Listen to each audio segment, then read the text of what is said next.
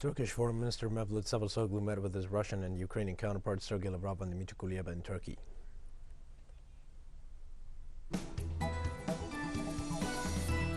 In Colombia, preparations for legislative elections advance amid increasing political violence against social leaders and human rights defenders in the country. The Iranian government accuses the United States for intentionally mixing up the resumption of the nuclear talks and for showing no interest to reach an agreement.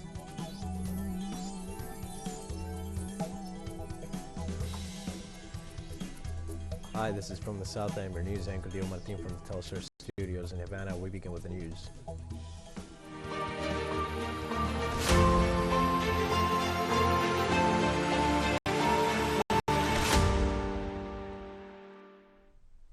Turkish Foreign Minister Mevlut Cavusoglu met with his Russian and Ukrainian counterparts Sergei Lavrov and Dmitry Kuleba in Turkey. This was the first face-to-face high-level contact between the two sides since Moscow launched its military operation in Ukraine on February 24th.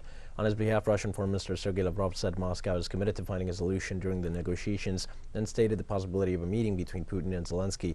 He also reaffirmed his country will not persuade Europe if it stops buying Russian oil and gas, explaining the Russian Federation does not use energy resources as a weapon.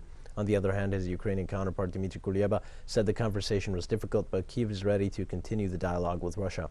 He also confirmed both nations have not yet made a decision on a ceasefire, but discussed the opening of humanitarian corridors to evacuate civilians.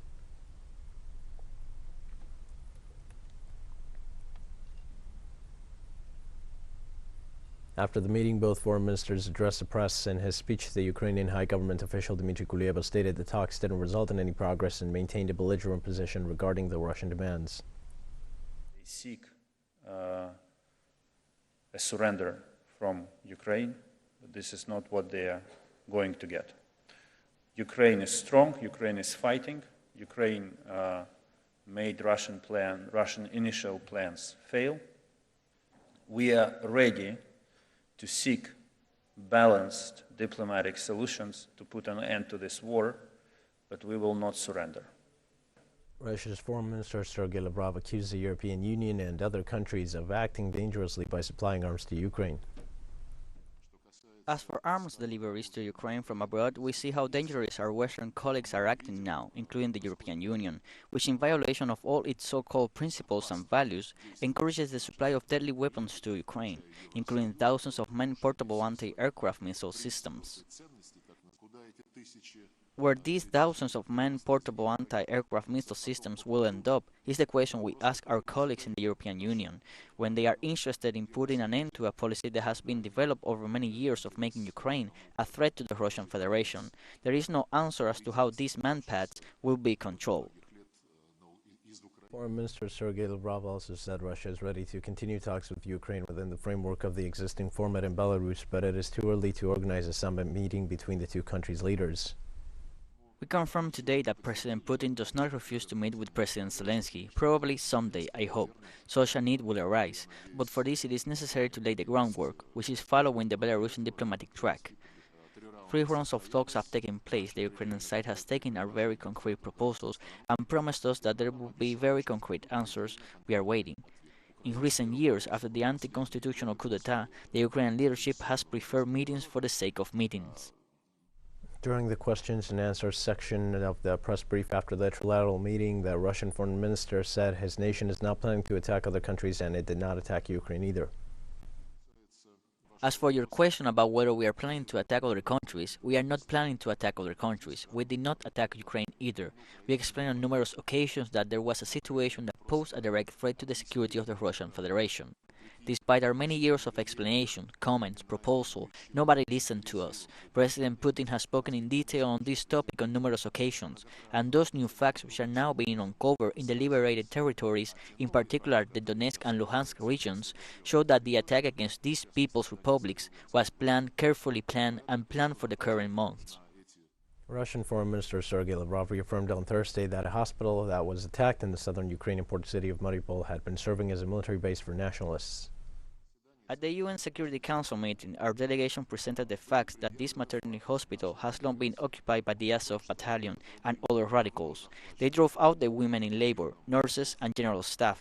It was the base of the ultra-radical Azov battalion. This data was presented 3 days ago. And on the sidelines of the diplomatic forum held in Antalya, Turkey, the Russian Foreign Minister Sergei Lavrov met with his Venezuelan Vice President Delcy Rodriguez. Both sides noted the dynamic development of bilateral relations in line with a strategic partnership, reaffirmed Russia's and Venezuela's approaches to the most pressing world challenges, and condemned the illegal unilateral coercive measures imposed on both nations as an instrument of interference in the country's sovereignty and internal affairs.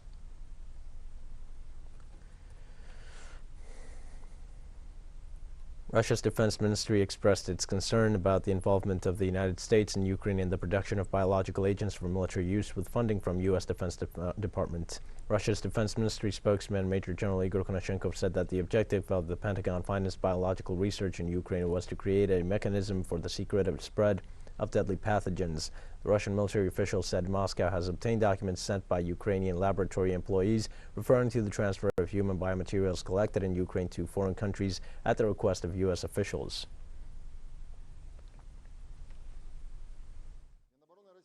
The Russian Ministry of Defense continues to analyze documents handed over by employees of Ukrainian biolaboratories on secret U.S. military and biological activities on the territory of Ukraine.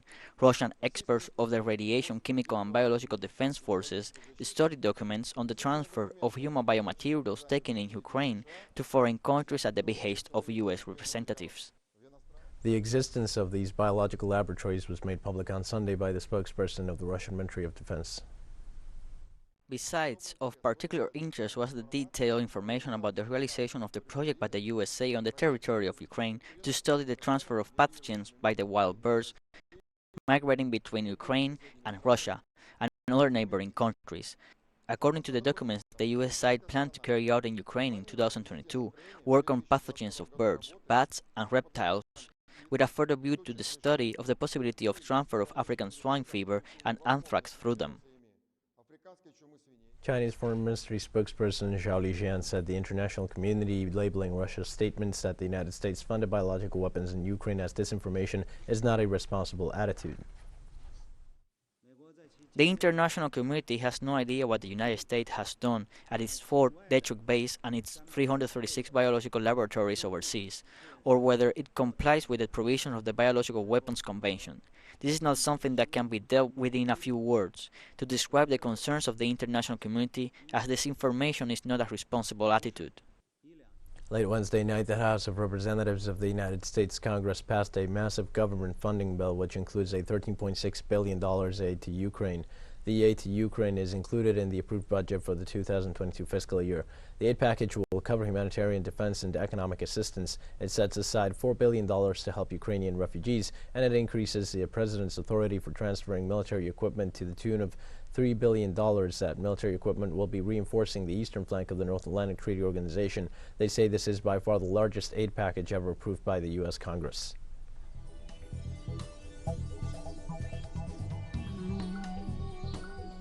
We're going to take a short break now. Please join us again after this.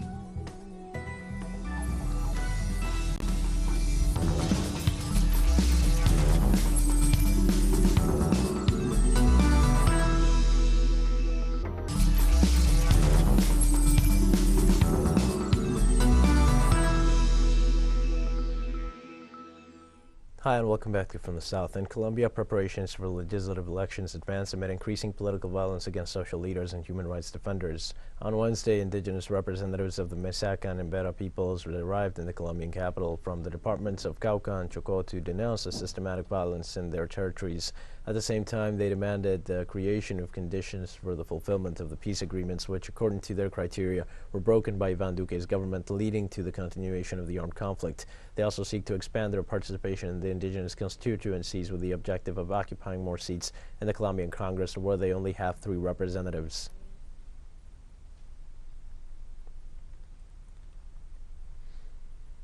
Brazilian indigenous communities denounced increasing violence before the United Nations Human Rights Council on Thursday. Indigenous authorities claim that most of the crimes they suffer are related to murders and death threats. They are expected to give speeches on the subject during the 49th session of the Human Rights Council. They will denounce also the other aspects such as lack of demarcation of their territories and the constant attacks against at least 7 houses of worship and traditional rituals of the Kiowa and Guarani peoples during 2021. While some leaders will also address the anti-indigenous policy of the federal government during Jair Bolsonaro's administration.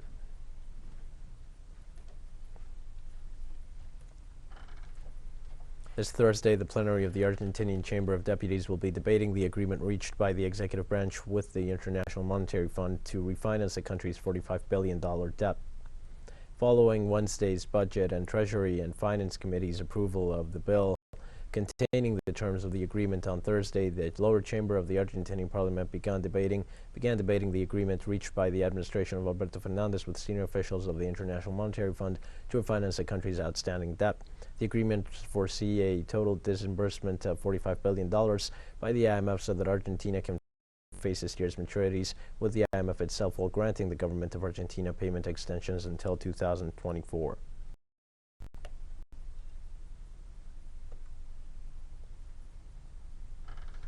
Peru's Congress is set to vote this Thursday on a motion of no confidence against President Pedro Castillo for his alleged moral incapacity to serve as president. The document was presented by opposition parliamentarians on March 8th with 50 signatures. The initiative has a purpose of removing President Castillo from office. This is the second motion of no confidence promoted by the opposition and has the support of parties Fuerza Popular, Avanza País, and Renovación Popular. It should be noted that in order to approve the presidential vacancy, 87 votes in favor are needed.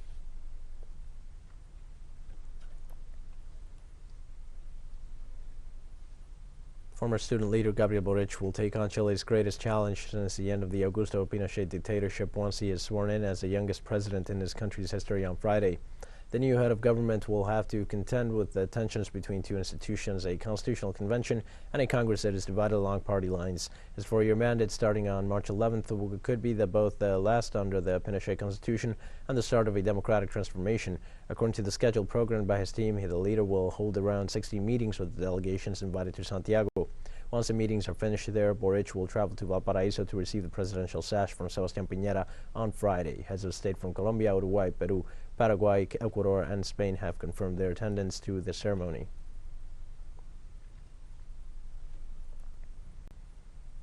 Let's move on to Ecuador. That country's Congress granted Thursday morning amnesties to 268 citizens prosecuted for exercising their private and collective constitutional and international guaranteed rights. The prefect of Pichincha, Paola Pabon, is among those benefited by the decision.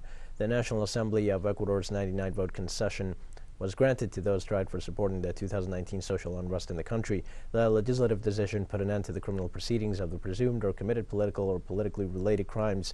The competent jurisdictional entities will notify the Ecuadorian Prosecutor's Office and other institutions involved for the implementation of this decision.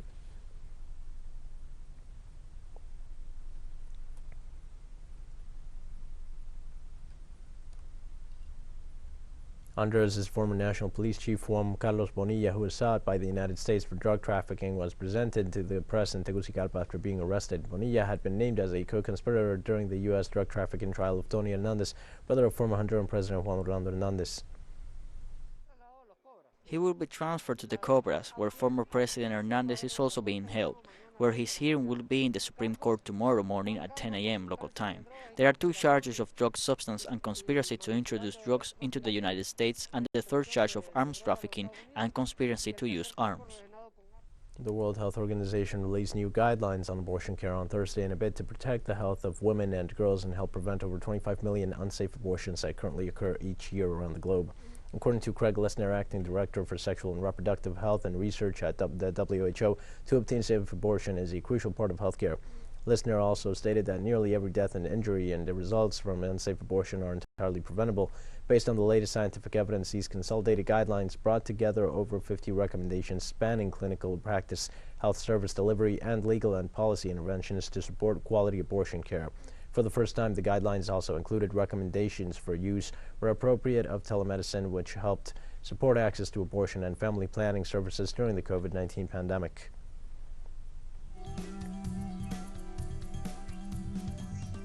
We have more news coming up after a final short break. Please stay with us.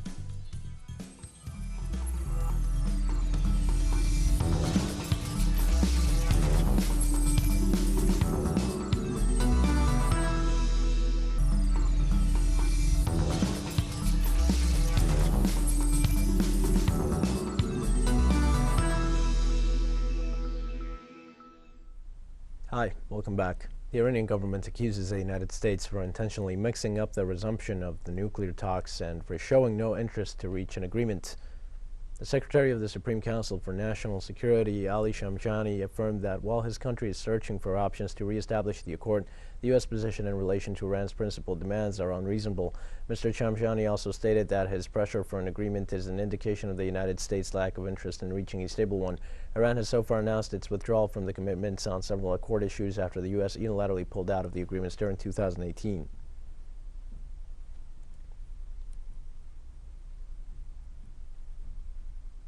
The government of Syria examined on Thursday sanctions imposed by the United States and its allies, which they say prevent them from setting up conditions for the return of Syrian refugees to the country.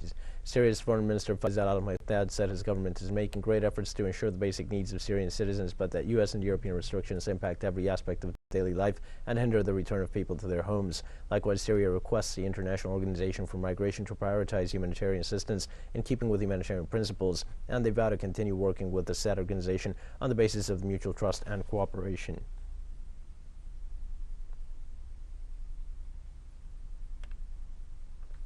In Palestine, on Thursday, Israeli forces demolished a private home in the town of Khalet al-Adei, east of Hebron, and the house belonged to the Asram Jabir family, which included an elderly person. Israeli forces used heavy machinery to demolish a family home in the southwest bank. According to witnesses, the family was forced out of their home without having been served any prior demolition order. They say this could be a way of exerting some quote-unquote demographic control in the occupied territories. In contrast, Israel allows construction of thousands of units for settlers and illegal settlements spread throughout the occupied territories themselves.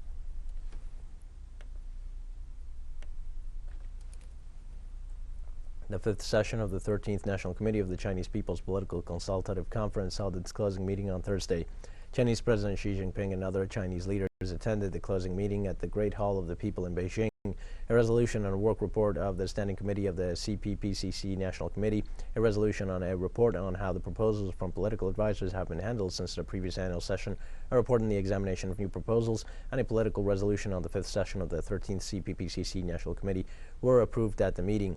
Addressing the meeting, Wang Yang, chairman of that said committee, called on all members to keep enhancing capacity for political judgment, thinking, and implementation, performing their duties for the people, listening to the people's voice, and reflecting over the people's concern.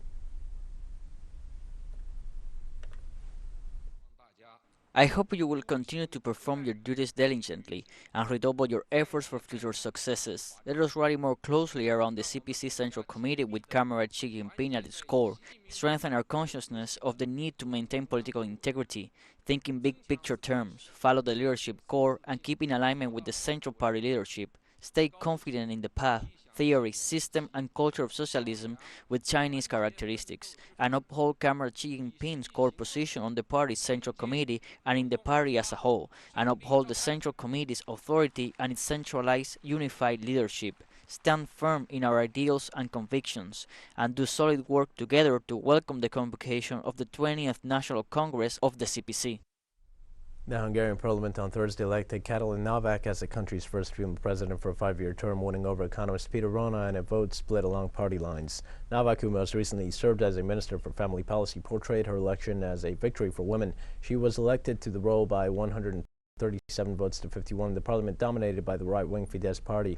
The newly elected president has been the face of government policies, including generous tax breaks and handouts designed to encourage young families to have more children. Thursday's vote came weeks ahead after a crunchy parliamentary election on April 3rd, where Prime Minister Viktor Orban faces a tough battle to win a fourth straight term in power since 2010.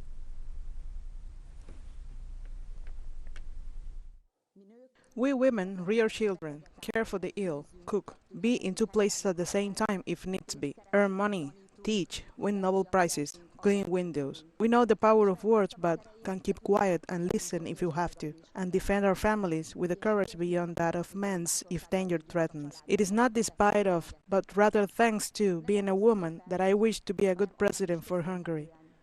We've come to the end of this news brief. Remember, you can find these and many other stories on our website at Tell Us Our English. You can also join us on social media for all the latest news. We're on Facebook, Twitter, Instagram, and Telegram.